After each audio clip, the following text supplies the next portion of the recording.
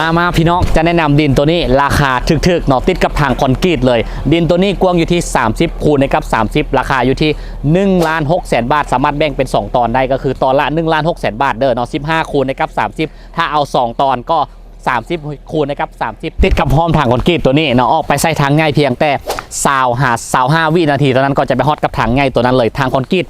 แบบนี้เลยเนาะติดหอมด้านนี้อีกแล้วก็มียุด2ตอนติดกับบ้านคนเฮือนคนแบบนี้ทางในนี่เต็มเลยเนาะไฟฟ้าน้ำประปามีครบพร้อมไซส์ได้เลยเนาะสามารถปลูกยาวตั้งเฮือนได้เฮ็ดเป็นอพาร์ตเมนต์ก็ได้เป็นเฮือนก็ได้เป็นห้างค้าก็ได้ห้างสะดวกซื้อก็ได้เพราะพื้นที่มันกว้างขวางเหมาะแห่งเนาะแล้วก็ใกล้กับตั้งเจริญใกล้กับ